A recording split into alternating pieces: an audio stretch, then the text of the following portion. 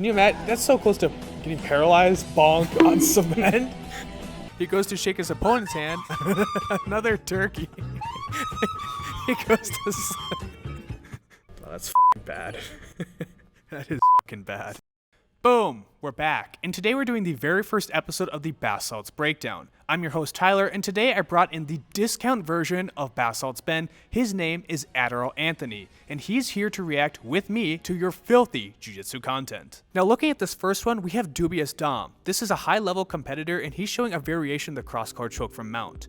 Instead of going in towards the second collar, because that can be difficult to do if your partner has ever practiced a day jiu-jitsu, he's going down the lapel, pulling the slack out, and he gets an easy submission. I love this because it doesn't require me to reach over the top and try to grab anything on the top of the gi. Also because I don't think you've ever finished a mounted cross-collar choke, so this might be a good variation for you. Very true. Now everybody knows I'm a big fan of wrestling and standing up when you're starting jiu-jitsu, so you don't have to pull guard and look like a weenie. Here's a good example of a move you could try and go for. It's a lapel snap right into a modified loop choke, and I'm gonna say it, if somebody happens to do that in one of my videos, I'm gonna promote them right after that. Where does he get the other lapel? Is it his own lapel? It's his own lapel. He's pulling his lapel over the neck, finishes the choke, and it must be on quick because this dude tapped out immediately. Could you jump over too for style points? Like if you're the guy putting the choke on, instead of just leaning back, like just throw yourself completely over them. Is there ever a time when jumping is not the correct answer? No. Now this one is an arm triangle escape, and I've seen these posted on Reddit before. This guy got banned from posting on Reddit because the techniques aren't everyone's favorite. And I'm just gonna say, Anthony, if someone ever does this to me where they escape,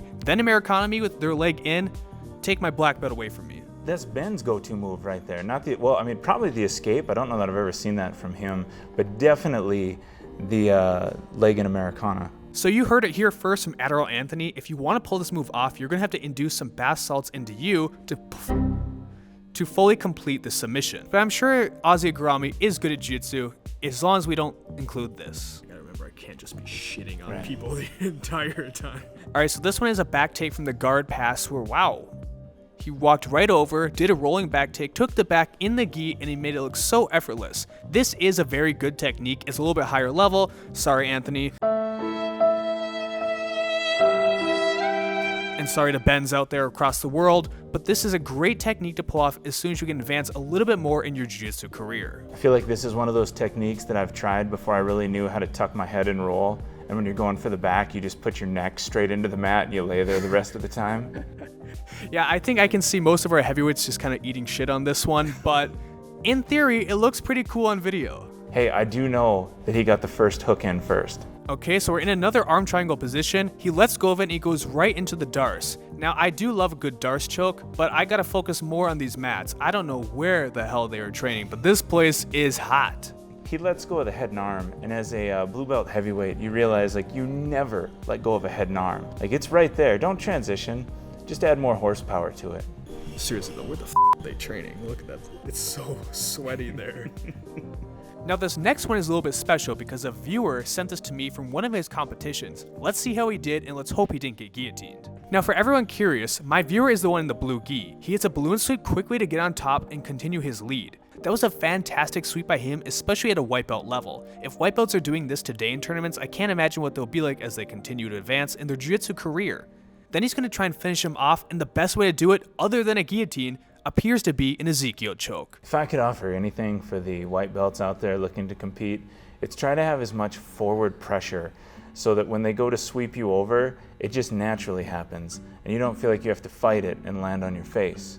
So we do a lot of jiu-jitsu in a safe environment on the mats, but what happens when you're actually in the real world and you don't know how to defend yourself?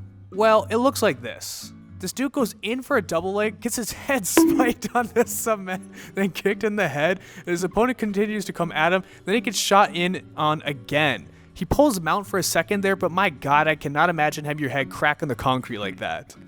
I like how you just watch this, like, just mouth breathing. You watch a dude get spiked like that and you have no reaction? That guy, the guy in the red trunks, man, I mean, you talk about no quit. I'd probably, he doesn't, I mean, he's not even phased. He's just getting up. It's like, oh, here we come. Jesus Christ, that is brutal. Can you imagine? That's so close to getting paralyzed, bonk on cement. Alright, now we're looking for another attack from Mount. He's scooping under the arm, brings his leg over, and he's getting a nasty compression lock while squeezing his leg towards the neck. Now, if my opponent doesn't do anything on bottom, I'd probably go for an easier submission, but for the big guys, this move might really work out. I feel like that's what you do to me when I sit there and try to figure out what I'm doing underneath you, which is usually just nothing. I mean, why aren't we doing this?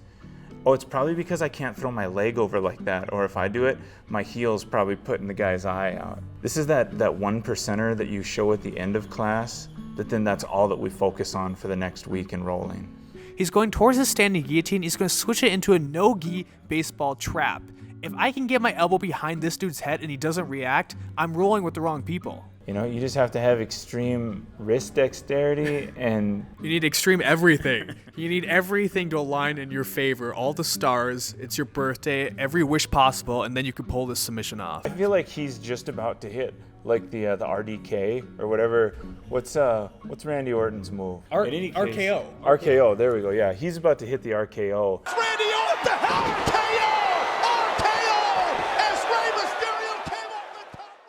I agree with Adderall here. If you're going for this move and you get this far into it, you may as well just hit him with the RKO and really finish this guy off in spectacular fashion. Now, one of the biggest things that's said around my gym is that most moves, even if they do work, are considered fake moves. This is a good example of a move that actually is fake. This guy's going for a rear naked choke.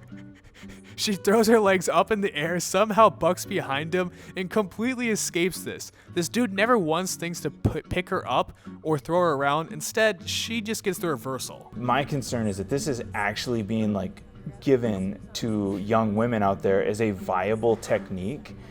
And I would hate to see somebody's lights go out because this is their attempt with it. That's bad. That is bad. Alright, I'm sure everybody has gone through this in their personal life when they're doing jiu-jitsu. Certainly has happened to me a lot. That awkward moment when he goes for the handshake, ref gives him the turkey, he goes to shake his opponent's hand, another turkey. He goes to... That guy is like, this is not worth the $10 an hour I'm getting paid to be here right now. I don't know how anyone could fail this hard at every single handshake along the way. The ref's just dying in the background. I just love the ref's face at the end. It is that meme with the houses burning and the dog's like, this is fine. That's a good one. But that'll wrap up the bath salts breakdown. This was episode 1 with Adderall Anthony. And don't forget, if you want to look stylish like my guy right here, check out my link in the description below to get gear from xmartial.com. Anything you'd like to say, Anthony? Thank you guys for being with us on this journey. We'll see you next time. Good, we got the first part in. You don't realize how hard these are to do. No, I guess I have a lot of experience in the shower talking to myself. Right.